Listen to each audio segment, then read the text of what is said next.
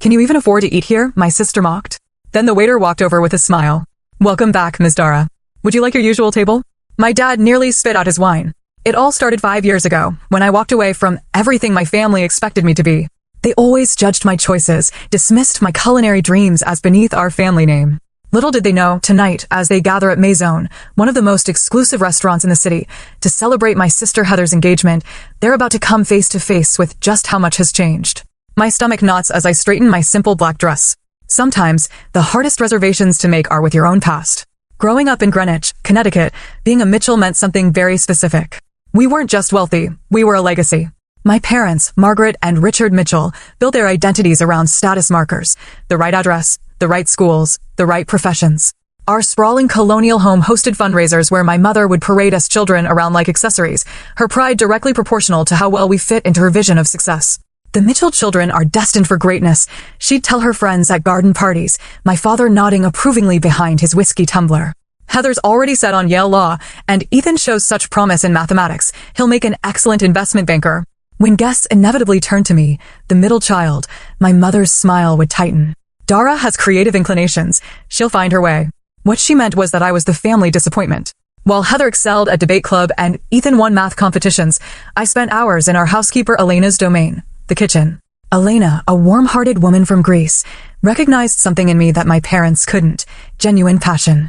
You have the hands for this work, she'd say as I helped her knead bread dough or precisely dice vegetables. The way you taste, the way you smell. You understand food in your soul. By 13, I was creating my own recipes. By 16, I was hosting underground dinner parties for my friends when my parents traveled. The kitchen became my sanctuary, the place where I felt most authentically myself. Cooking? A servant's work, my father declared when I mentioned culinary school during my junior year of high school. Mitchell's hire chefs, they don't become them. To appease them, I applied to business schools, eventually attending Dartmouth, where my father and grandfather had gone. But even there, I found ways to nurture my true passion, taking food science electives and nutrition courses that I could justify as complementary to business administration. I started an underground supper club in my apartment, charging students for innovative 5-course meals to fund my secret weekend workshops with local chefs. My double life continued until graduate school. I was 6 months into an MBA program that made me profoundly unhappy when Chef Laurent Pires, a French culinary master with 3 Michelin stars, visited campus for a lecture series. After tasting my food at a university reception I had helped cater, he pulled me aside. Who taught you to make a reduction like this? He asked, his accent thick but his eyes serious.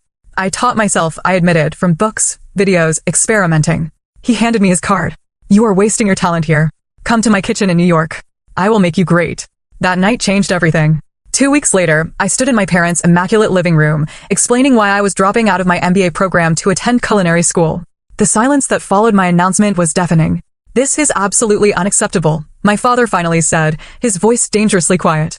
We've invested everything in your education. Everything except respect for what I actually want. I countered. My mother's face hardened. If you pursue this hobby, you do it without our support, financial or otherwise. Heather, home from her year of law school, laughed coldly. Always the rebel. Let's see how long you last cooking for minimum wage. Ethan, already working at a prestigious financial firm, simply looked embarrassed for me. I left that night with nothing but my personal savings and a small suitcase. The next 5 years were harder than anything I'd known. Working 18-hour days, living in a tiny apartment with 3 roommates, taking out loans for culinary school. But under Chef Laurent's mentorship, I thrived.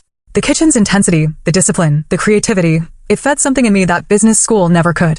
And then came the opportunity that would change everything. An investor who had tasted my food at one of Laurent's events approached me about a business proposal. 2 years ago, Maison opened its doors with me as executive chef and partial owner. 6 months after that, I bought out my partners to become sole proprietor. The irony wasn't lost on me that I'd ended up using my business education after all, just not in the way my parents had intended. Maison quickly became the hardest reservation to get in the city. Last month, Food and Wine magazine featured us in their Future of American Cuisine issue. Through all of this, I maintained my distance from my family, occasional stilted phone calls with my mother, holiday cards, but nothing substantial. They knew I was doing something with food, but nothing about my actual success. I kept it that way intentionally. I wanted recognition for my accomplishments on my own terms, not as a way to finally earn their approval. So, when the embossed invitation to Heather's engagement dinner arrived at my apartment, I was surprised. Even more shocking was the location, my own restaurant. Of course, they couldn't know it was mine. They probably chose it because it was exclusive and impressive, perfect for showcasing their status. After days of deliberation, I decided to accept. Not to seek validation, but perhaps to finally close a chapter. 5 years of distance had given me perspective. I was secure enough in my success now to face them without crumbling under their judgment. What I hadn't anticipated was how it would feel to watch them dine in my establishment, criticizing the very dishes I had poured my heart into creating. But that was exactly what awaited me as I pushed open the heavy glass doors of Maison that evening, ready to play the role of the struggling black sheep one last time. The familiar scent of Maison enveloped me as I stepped through the doors: saffron, reduced wine, the subtle perfume of fresh herbs that I insisted on having delivered twice daily. Usually, this aroma centered me, reminded me of everything I'd built. Tonight, it only intensified my anxiety. I'd chosen my outfit carefully. A simple black dress that was actually Diane von Furstenberg, accessorized with a single strand of pearls that had belonged to my grandmother. Understated elegance that my status-conscious family would likely misread as trying too hard with limited means. My hair was pulled back into a sleek chignon, another detail they would probably interpret as me not being able to afford a proper styling. Marcus, my most senior server, spotted me immediately, his eyes widening slightly in question. I rarely came in through the front entrance as a guest. I gave him a subtle shake of my head and mouthed, "Not yet." He nodded discreetly and continued with his duties. From the entryway, I could already see them. They had requested the center table. My mother and Chanel, my father examining the wine list with exaggerated concentration. Heather, draped in what looked like new season Gucci, next to her sat a man I didn't recognize. Bradley, presumably, with slicked back hair and a watch that caught the light every time he moved his wrist. Ethan and his wife Allison completed the picture, both in business attire as though they'd come straight from important meetings. Celeste, my hostess, approached with a warm smile. "Good evening, miss." She caught herself just in time. "Your party is already seated. May I show you to their table?" "Thank you, Celeste," I murmured, appreciating her discretion. As we approached, my mother noticed me, her eyes performing a quick assessment I remembered from childhood, a head-to-toe scan that calculated the approximate value of my appearance and found it wanting. "Dara," she said, rising to air-kiss my cheeks. "You finally arrived." We were beginning to wonder. "I'm exactly on time, Mother," I replied, checking my watch. 7 on the dot. My father stood, giving me a stiff hug that ended with an awkward pat on the back. "You look healthy," he offered, which in Mitchell speak meant I hadn't maintained the borderline unhealthy slenderness prized in our social circle. Heather barely bothered to stand, offering her cheek for me to kiss. "This is Bradley," she announced as her fiancé rose and extended his hand. His grip was too firm, a power move I recognized from countless business meetings. Princeton undergrad, Wharton MBA, he introduced himself. "Just made junior partner at Goldman." "No, nice to meet you," or "I've heard about you." Just credentials and status. The Mitchell family love language. Ethan gave me a more genuine greeting, though his wife Allison's smile seemed strained. I later learned she'd been the one tasked with finding this impressively exclusive restaurant for tonight's dinner, and she was nervous about whether it would meet everyone's standards. "Well," my mother said as I took the last empty seat, "we've already ordered champagne. I hope that's acceptable." I noticed they'd chosen the most expensive option on our list. Showy, but not reckless. Typical. Around us, the restaurant hummed with the energy I'd worked so hard to cultivate. The lighting was dim enough for intimacy, but bright enough to appreciate the artful plating of each dish. The sound level perfectly balanced conversation and privacy. The tables were spaced just so, close enough to create energy, far enough apart for discretion. Every detail had been my decision, from the linen weight to the custom-designed chairs that encouraged diners to linger without becoming uncomfortable. I watched the staff's subtle reactions as they realized I was sitting with guests. Jose, our sommelier, caught my eye as he approached with the champagne. The slightest raise of his eyebrow asked if I wanted him to acknowledge me. I gave an imperceptible shake of my head. "Excellent choice," he said to my father instead, presenting the bottle with practiced elegance before beginning to pour. "We're celebrating an engagement," my father announced unnecessarily, clearly hoping for special treatment. "Congratulations," Jose replied smoothly. "Maison is honored to host such a special occasion." "I'm surprised you managed a reservation," I said innocently. "I've heard it's quite difficult." Bradley leaned forward. "I know people," he said with a wink, so smug I had to suppress an eye roll.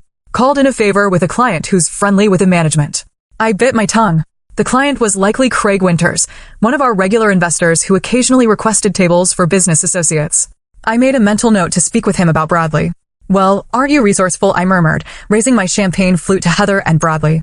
"A perfect match and a brilliant future," my father declared. We clinked glasses, and I took a small sip, noting that the champagne was served at the precise temperature I had trained my staff to maintain.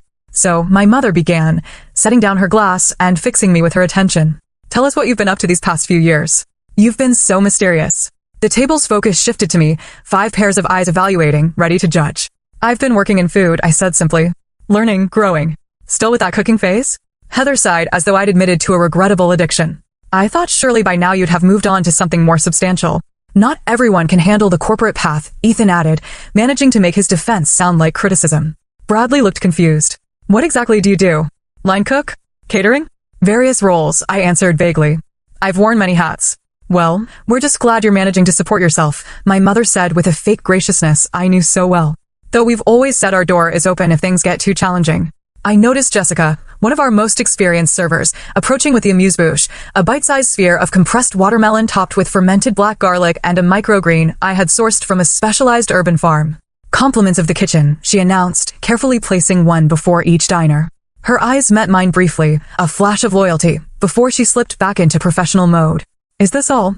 Heather asked, examining the single bite with disappointment. I'm famished. It's an amuse-bouche, I explained, a palate opener. The meal hasn't actually started yet. I know what an amuse-bouche is, Dara, she snapped. I'm not culturally illiterate just because I chose law instead of playing with food. I watched as they each tasted my creation. My mother took the smallest possible bite, ever conscious of calories. My father popped the whole thing in his mouth, barely pausing to taste it. Ethan and Allison at least seemed to appreciate it, while Bradley made a show of analyzing the flavors like a wine connoisseur, using terms that made no culinary sense. Only Heather left hers untouched. I don't do raw garlic, she declared, though the black garlic was far from raw. It had been fermented for 60 days in a temperature-controlled environment, a process I had perfected after 3 years of experimentation. As our server cleared the plates, I caught the flash of disappointment in her eyes at Heather's untouched creation. In that moment, I felt protective, not of myself, but of my staff, who took such pride in our work. I had built Maison not just as a restaurant, but as a family of sorts, one bound by shared passion rather than DNA. The evening was just beginning, but already I could feel the old dynamic settling in. I was the outsider, the one who had chosen the wrong path, whose choices needed justification. But unlike the Dara of 5 years ago, I now sat at this table with a secret strength, one that would soon turn this entire dynamic on its head. So, tell us about the wedding plans, I said, deliberately shifting attention back to Heather as our next course arrived, a delicate composition of heirloom tomatoes, house-made ricotta, and basil oil that had taken me months to perfect. Heather brightened. Immediately. We've booked St. Thomas Church, of course. Reception at the plaza. For 100 guests, though Mother thinks we should cut it to 350. The guest list is getting unwieldy, my mother interjected. The Astor Williams aren't speaking to the Bennetts since that unfortunate yacht incident, so we can't see them in the same section. I suppressed a smile. The gravity with which they discussed these social calculations never ceased to amaze me. For 100 seems excessive, I ventured, taking a bite of the tomato dish. Bradley leaned forward. It's networking, not just celebration. Half those invitations are relationship investments. Precisely, my father agreed. Bradley understands the social capital aspect. A wedding of this caliber opens doors. And what about you, Dar? Heather asked, her tones suddenly sharp. Any prospects on your horizon, or are you still too busy with your cooking? I noticed she had barely touched her food, pushing the heirloom tomatoes around her plate with obvious disinterest. I'm focused on my career right now, I answered simply. Career? Ethan repeated with a small laugh. Is that what we're calling it? My mother jumped in. Dara dear, surely by 29 you're thinking about settling down. There's that lovely son of Margaret Whitley. He's in hospital administration, I believe. Very stable. I'm not looking to be set up, Mother. Well, your options will get more limited with each passing year, she persisted, especially in your situation. Before I could respond, our server appeared to clear the course.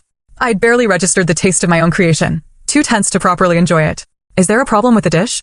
Jessica asked Heather, noting her nearly full plate. Too acidic, Heather replied dismissively, and the tomatoes could have been riper. I bit my tongue. Those tomatoes had been selected at their peak that very morning from a farm upstate that grew specifically for us. I'm so sorry to hear that, Jessica said with practiced diplomacy. I'll be sure to inform the kitchen. The next course arrived, seared scallops with a brown butter emulsion and pickled ramps, a spring special I was particularly proud of. As the plates were set down, I watched my family's reactions. Now, this looks promising, my father declared, cutting into a scallop with his fork. Bradley swirled his wine, a Sancerre I had personally selected to pair with this course. Decent wine list here. Not exceptional, but passable. Jose, overhearing this as he passed, shot me a quick glance. I gave him a subtle smile. Jose had been poached from a 3-star Michelin restaurant in Paris and had turned down offers from establishments around the world to work with me. So, Dara, Allison began, clearly trying to include me. Ethan mentioned you're working in food, but you never really specified what exactly you do. Before I could answer, Heather cut in. She's probably hostessing somewhere, right, Dara?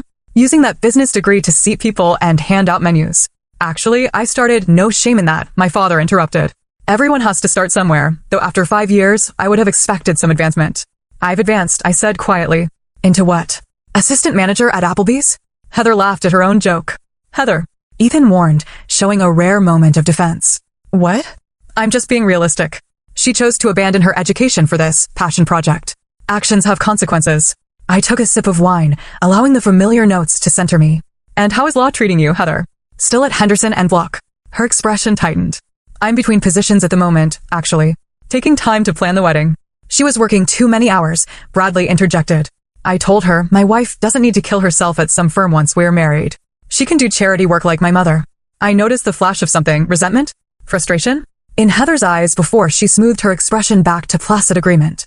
The next course arrived, a pasta dish featuring hand-rolled tagliatelle with spring peas, pancetta, and mint, one of our signature dishes that had been featured in Food and Wine. The portion size here is ridiculous, my mother commented, looking at the artfully plated pasta. All this expense for 3 bites. It's about quality over quantity, mother, I replied. The tasting menu is designed to take you through multiple flavors and textures. In my day, restaurants gave you a proper meal for your money, my father grumbled. This cuisine nonsense is just a way to charge more for less food. I watched as Bradley cut into his pasta rather than twirling it, breaking the delicate strands I had rolled by hand that morning. So, how exactly are you affording a place like this on a food service salary? Heather asked bluntly. This is one of the most expensive restaurants in the city. I felt all eyes turn to me. I manage my finances carefully, I replied. Oh, please, Heather scoffed. A dinner here costs more than you probably make in a day. Who are you dating? Is he paying for this? I'm not dating anyone, I said evenly. Then how can you possibly afford this place? She pressed. Are you in debt? Maxing out credit cards to keep up appearances? Heather.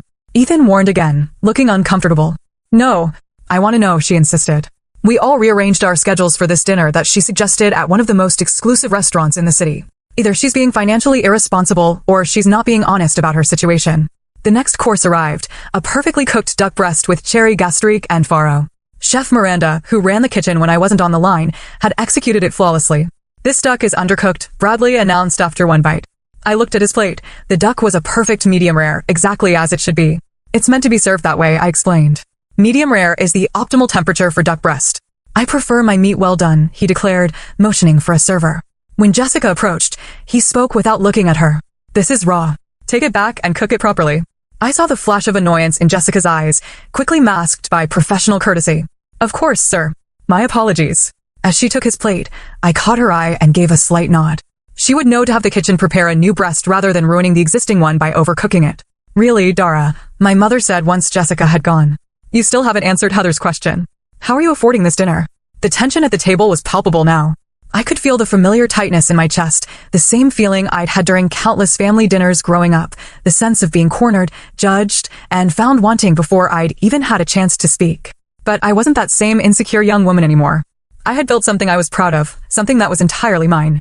For a moment, I considered revealing everything right then, watching their expressions change as they realized whose restaurant they were sitting in, whose food they had been critiquing so carelessly. Before I could decide, Bradley's overcooked duck returned, now lacking all the tenderness and complexity it had originally possessed. Much better, he declared after one bite, though I could see from across the table that it was now dry and tough. My father signaled for the wine list again. Let's order. Another bottle. Something more impressive this time.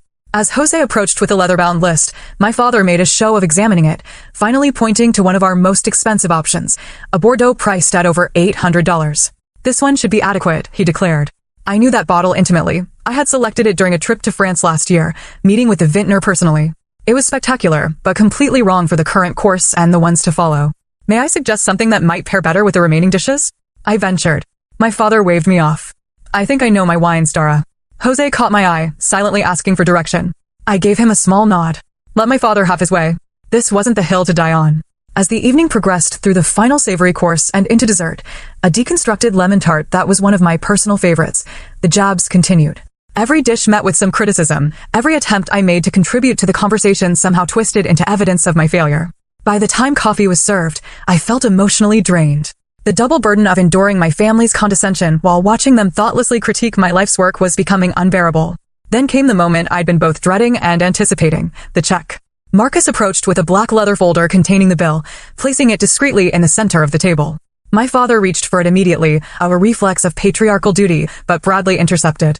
Please, Richard, allow me, he said with the practiced smoothness of someone who has turned even generosity into a power move. Consider it my treat to celebrate the occasion. My father made the expected token protest before acquiescing. I watched as Bradley opened the folder, his expression shifting from confident smile to barely concealed shock as he registered the total. Is there a problem? My father asked, noticing the change. No, Bradley recovered quickly. Just confirming the calculation. I knew exactly what he was looking at, a dinner for 7 with premium wine pairings, special off-menu requests, and that $800 Bordeaux would run well over $3,000. Not outrageous for a restaurant of Maison's caliber, but certainly a statement. He reached for his wallet, extracting a black credit card with deliberate slowness, making sure everyone noticed the exclusive tier. Heather, perhaps sensing his discomfort, chose that moment to circle back to her earlier interrogation. So, Dara, she said, her voice dripping with false sweetness, you never did say how you're managing to contribute to this extravagant dinner. We wouldn't want you stretching yourself financially on our account. All eyes turned to me again. I could feel the familiar dynamic asserting itself. Heather the successful one, me the struggling disappointment. I can cover my portion, I said simply. Can you though? She pressed, leaning forward. Because we all know what food service pays. Can you even afford this place? The table fell silent. The question hung in the air, so deliberately insulting that even my parents looked uncomfortable. Heather, my mother murmured, perhaps this isn't. No, I want to know, Heather insisted, eyes locked on mine. We've spent the entire evening pretending that everything's fine, that Dara's choice to throw away her education hasn't left her struggling. I think we deserve some honesty. I felt a hot flush rising from my chest to my face. 5 years of distance, of building my own life and success, and nothing had changed. I was still the family disappointment, still being asked to justify my existence. Bradley, perhaps sensing an opportunity to reassert control after the check shock, joined in. If you need help with your portion, just say so. No shame in that. I don't need help, I said, my voice tight. Then how exactly are you paying for this? Heather demanded. Because a meal here costs more than you probably make in a week. I opened my mouth to respond, to finally reveal everything, when Bradley suddenly frowned at the bill. Wait, there's a mistake here, he announced. They've only charged us for the wines, not the food. He signaled sharply for Marcus. Excuse me, there's an error on our check. Marcus approached our table with perfect timing, as though he'd been waiting for this moment. In reality, he probably had been. My staff knew me well enough to be watching this drama unfold. Is there a problem, sir? He asked. Yes, you've only charged us for the beverages, not the meal, Bradley said, pointing at the bill. Marcus looked at the check, then at me, his expression questioning. In that moment, I made my decision. The charade had gone on long enough. I gave Marcus a slight nod. There's no error, sir, Marcus said smoothly. The dinner portion has been taken care of. By whom? My father asked, frowning. Marcus turned to me, his professional demeanor giving way to a warm smile. Welcome back, Miss Dara. Your usual table is ready for your meeting with the investors. Would you like me to handle the situation? The silence that fell over the table was absolute. 6 pairs of eyes turned to me in various stages of confusion and disbelief. Thank you, Marcus, I said, my voice steady despite the adrenaline coursing through me. Yes, please close out Mr. Harrington's beverage tab. The rest is on the house as usual. Very good, Miss Dara, he replied, taking the folder from Bradley's now slack grip. Chef Miranda mentioned she'd like your opinion on the new spring menu items when you have a moment. I'll stop by the kitchen before my meeting, I assured him. As Marcus departed, I finally looked directly at my family. Their expressions ranged from confusion to shock to the dawning of understanding. What is happening? My mother finally managed. I took a deep breath. The moment I had both dreaded and secretly anticipated for 5 years had arrived. Welcome to Maison, I said simply. My restaurant. The silence stretched for what felt like an eternity. My father was the first to recover, his expression shifting from confusion to calculation. Your restaurant, he repeated carefully. You work here. No, father, I clarified, feeling a strange calm settle over me. I own Maison. I'm the executive chef and sole proprietor. That's impossible, Heather blurted. This is one of the most exclusive restaurants in the city. It's been featured in major magazines. Yes, I agreed. Food and wine last month. Bon appetit before that. The New York Times gave us 4 stars in their review last year. Bradley was staring at me as though I'd suddenly started speaking in tongues. But you said you worked in food. You were vague about everything. Because I wanted to see how you would treat me if you thought I was struggling, I explained. And you've all made that abundantly clear tonight. My mother's hand fluttered to her pearls, her go-to gesture when socially destabilized. Darling, why wouldn't you tell us about this achievement? The way she emphasized achievement spoke volumes. Success made my choices retroactively acceptable in a way passion alone never could. Would you like the full story? I asked, looking around the table. Without waiting for an answer, I continued. After I left 5 years ago, I moved to the city with what little savings I had. I rented a tiny room in an apartment with 3 roommates in Queens. For a year, I worked 3 jobs. Prep cook at a bistro from 5 a.m. to noon, line cook at a midtown restaurant from 1 p.m. to 10 p.m., and weekend shifts at a bakery. I took a sip of water, noting their uncomfortable expressions. I slept 4 hours a night. I had blisters and burns up and down my arms. I studied technique obsessively in my rare free moments. Chef Laurent, who had initially encouraged me to pursue culinary arts, took me under his wing. I became his sous chef within 18 months. Ethan was watching me with what appeared to be genuine interest. Allison looked impressed. My parents seemed frozen in a state of reassessment. 2.5 years ago, I was working a private event at Laurent's restaurant. A guest, James Warren of Warren Capital, tried my special course and asked to meet the chef. He was surprised to find someone so young had created what he called the most innovative dish he'd tasted in years. I gestured around us. James became my investor. We found this space, which was a failed nightclub at the time. I developed the concept, designed the menu, hired the staff, oversaw every detail from the lighting fixtures to the custom plates. But the cost, my father said, his mind still seemingly stuck on the finances. A restaurant of this caliber, in this location, it must have required millions.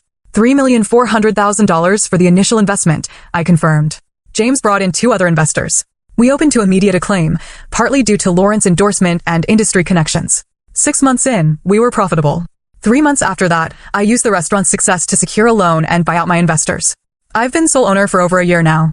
That's why you suggested we meet here. Heather realized, her voice small. You knew all along. Actually, no, I corrected her. Allison chose this restaurant. Isn't that right, Allison? All eyes turned to Ethan's wife, who blushed deeply. I had no idea, Dara. The concierge at Ethan's firm recommended it as the most impressive new restaurant in the city. I swear I didn't know it was yours. Of course you didn't, I assured her. No one in the family knew. That was deliberate on my part. But why keep it secret? My mother pressed. We're your family. We would have been proud. I couldn't help the sharp laugh that escaped me. Would you? The same family who called cooking servants work? Who cut me off completely when I chose culinary school? Who just minutes ago were making snide comments about my life choices? My father cleared his throat. Now, Dara, that's unfair. We were concerned about your stability, your future. If we'd known you had this kind of business acumen, that's exactly my point. I interrupted. You couldn't respect my passion alone. It only has value to you now that it comes with success and status. At that moment, Chef Miranda approached our table in her crisp whites, Miranda Torres, chef de cuisine embroidered on the breast. She made an impressive figure. Sorry to interrupt, Dara, she said, but the Matsuhisa party has arrived for their tasting, and Sava wants to confirm your interview for next week's feature. Also, your publisher called about the cookbook cover design. I nodded. Thank you, Miranda. Please tell them I'll be there shortly.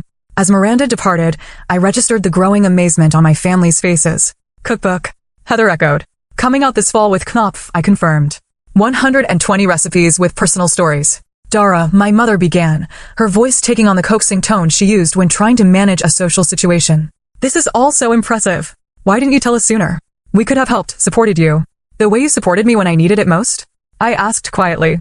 By cutting me off completely? We thought it was a phase, my father protested. How were we to know you had this level of entrepreneurial spirit? You've clearly inherited my business sense. I felt a flash of anger at his attempt to claim credit for my success. I built this myself, I said firmly, without your connections, your money, or your support. Bradley, who had been suspiciously quiet, suddenly perked up. A cookbook deal. That must come with a substantial advance.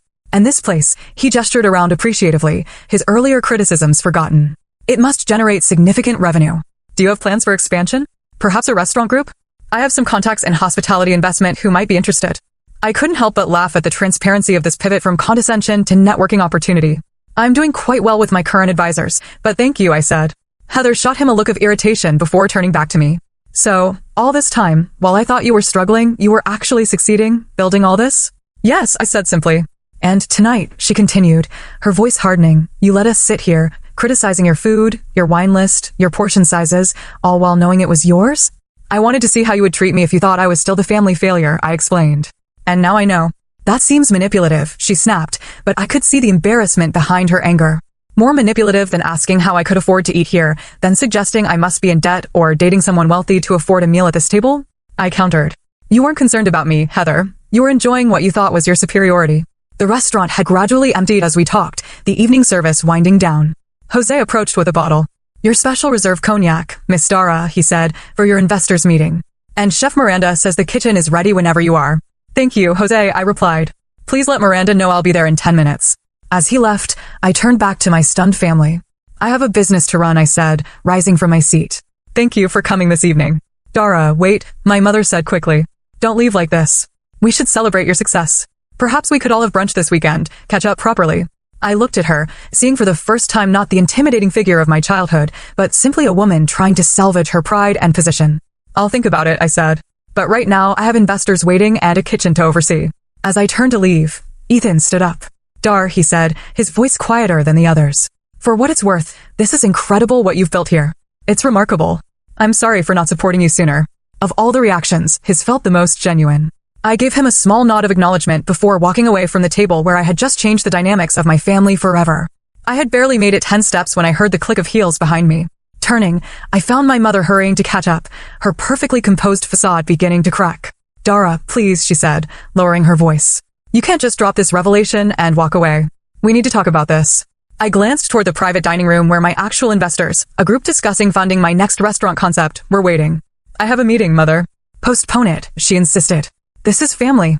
Family hasn't been a priority for you in 5 years, I replied, keeping my voice steady. My business commitments don't suddenly become optional because you finally decided my career is worthy of your attention. The rest of the family had followed her, creating an awkward cluster near the bar area. My father looked distinctly uncomfortable and used to not being in control of a situation. Heather's expression wavered between resentment and something that might have been respect. Perhaps we could continue this conversation tomorrow, my father suggested in his problem-solving business tone. Dinner at our place. We have much to discuss, Bradley added eagerly, including how we might help you expand. My firm specializes in I don't need your help, I interrupted firmly. I didn't build this place to finally win your approval. I built it because this is what I love, what I'm good at. The fact that it's successful doesn't suddenly make my passion more valid than it was 5 years ago. No one is saying that, darling, my mother backpedaled. We're simply proud of what you've accomplished. Are you proud, Mother, or are you relieved that my choices no longer embarrass you socially? Her flinch told me I'd hit close to home. That's unfair, my father interjected. We've always wanted what's best for you. No, I corrected him. You wanted what aligned with your vision for me. There's a difference. Miranda appeared at my side, her presence a welcome support. The Havord group is asking if you'll be joining them soon, she said quietly. 5 minutes, I promised her. As Miranda nodded and stepped away, I turned back to my family. I need to go. Dara, Heather stepped forward, her voice lacking its usual sharp edge. I owe you an apology. The things I said tonight, they were unkind. They were honest, I replied. That's the silver lining of this evening. I got to see exactly how you all view me when you think I'm struggling. That's not fair, Ethan said, joining the conversation. People make judgments based on the information they have. We didn't know. You didn't know I was successful, I clarified. But you didn't know I was pursuing something I loved? That should have been enough for my family to show basic respect. A heavy silence fell over the group. You're right, my father finally said, surprising me. We should have supported your passion regardless of its outcome. Coming from him, this admission was significant. Richard Mitchell didn't acknowledge mistakes easily. Where do we go from here? My mother asked, genuine uncertainty in her voice, another rarity. I took a deep breath, considering the question. Despite everything, these people were my family. The hurt they caused was real, but so was our shared history. Complete estrangement had never been my goal, just enough distance to build my own life without their judgment clouding my decisions. I don't know yet, I answered honestly. But tonight has made one thing clear. If we're going to have any relationship moving forward, it needs to be on different terms. I'm not the family failure seeking redemption. I'm a successful chef and business owner who deserves the same respect you'd give any other professional. Of course, my father agreed quickly. And that means no more comments about my life choices, no more unsolicited career advice, and absolutely no attempts to network through my restaurant, I added with a pointed look at Bradley, who had the grace to look embarrassed. About Heather's wedding, my mother began tentatively. What about it? I asked. We'd still like you to be there, Heather said, her voice softening. As my sister, not as whatever we thought you were before tonight. I looked at her, trying to see past the years of competition and judgment. Despite everything, there had been good times too, secrets shared as children, supporting each other through heartbreaks, inside jokes no one else understood. I'll be there, I promised. Then, after a moment's consideration, I added, and if you'd like, I could host a dinner for the wedding party here at Maison as my gift. Heather's eyes widened. You would do that? After how we've treated you. You're still my sister, I said simply. But to be clear, this isn't me seeking your approval. It's me offering something I'm proud of on my own terms. I understand, she said quietly. And I would be honored. A genuine smile, the first of the evening, passed between us. Now, I really do need to go, I said, gesturing toward the private dining room. Of course, my father nodded. Your business comes first. Not always, I corrected him. But tonight? Yes. As they gathered their things to leave, I added, I'm free for brunch on Sunday. Not at your club, though. There's a small place in the East Village I think you should experience. We'll be there, my mother promised, looking relieved at this small opening.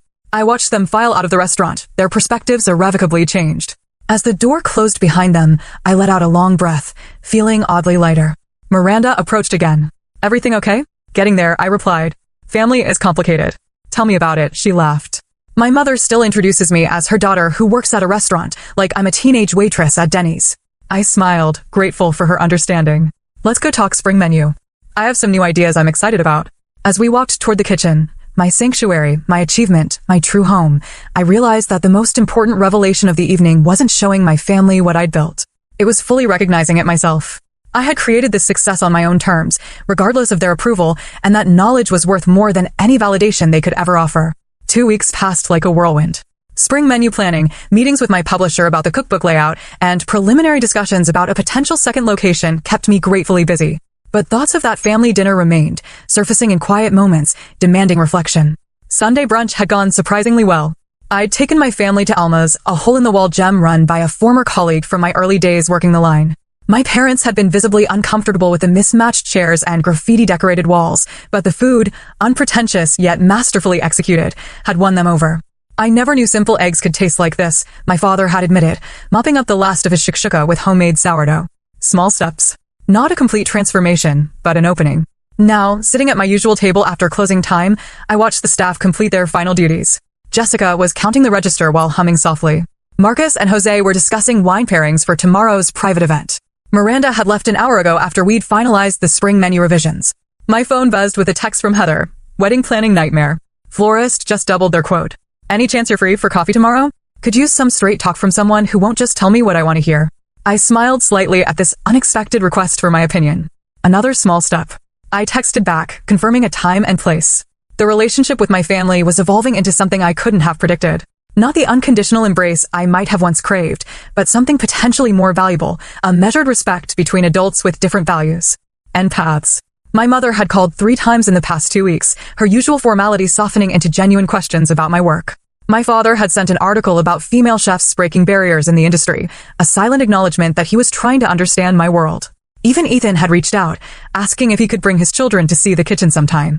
I want them to know they have options, he'd said. That success doesn't have to look the same for everyone. These were fragile beginnings, not the dramatic reconciliation of a Hollywood movie. Real healing, I was learning, happens in quiet moments and small gestures, in the gradual rewriting of old patterns. The most significant change, though, wasn't in my family's perception of me, but in how I had finally stopped measuring my worth through their eyes. The validation I had once desperately sought from them now felt strangely unnecessary. I had proven myself, not to them, but to myself. This realization had rippled through other areas of my life as well. I'd launched a mentorship program for young chefs from disadvantaged backgrounds, offering them the guidance and opportunity I'd fought so hard to find. Every Saturday morning, the Maison kitchen transformed into a classroom for 8 aspiring culinary artists who reminded me of my younger self, passionate, determined, in need only of someone who believed in their potential. One of them, Zoe, had shown such promise that I'd offered her an apprenticeship. Watching her confidence grow with each new skill mastered brought a satisfaction different from any professional accolade I'd received. Chef. Jessica's voice pulled me from my thoughts. We're all set for closing. Anything else you need before we head out? No, thank you, I smiled. You all did amazing work tonight. As the staff filed out, calling their good nights, I remained at my table, notebook open to a blank page. I'd been trying to articulate the introduction to my cookbook, struggling to find words that captured my journey. In the quiet of the empty restaurant, I finally began to write. Food has always been my truest language. When words failed, I spoke through flavors. When paths seemed unclear, I followed my palate. The dishes in this book are more than recipes. They're chapters of a life lived in pursuit of authenticity rather than approval. 5 years ago, I stood at a crossroads between expectation and passion. Choosing the latter cost me dearly at first, but ultimately led to the richest feast I could have imagined, not merely in professional success, but in the discovery that true wealth isn't measured by external validation or material achievement, but by the courage to honor your own voice, even when it speaks in whispers against the shouts of doubt. I set down my pen, the words finally flowing freely. Tomorrow would bring new challenges, a difficult vendor negotiation, Heather's wedding planning drama, finalizing the cookbook introduction. But tonight, in this moment of quiet reflection, I felt a profound sense of peace. The journey hadn't been easy. There had been nights of exhaustion so complete I'd fallen asleep in kitchen corners during rare breaks, burns and cuts that left scars still visible on my hands, moments of doubt so intense I'd questioned everything. But I had persevered, not because I needed to prove my worth to others, but because I couldn't imagine living any other way. In choosing authenticity over approval, I'd found something more valuable than either success or family validation. I'd found myself. Have you ever had to choose between meeting others' expectations and following your own heart? I'd love to hear your stories in the comments below. Don't forget to like this video if it resonated with you, subscribe for more true stories of resilience and triumph, and share with someone who might need a reminder that the most important approval comes from within. Thank you for joining me on this journey, and remember, the most meaningful success is measured not by other standards, but by the joy and purpose you find along your own path.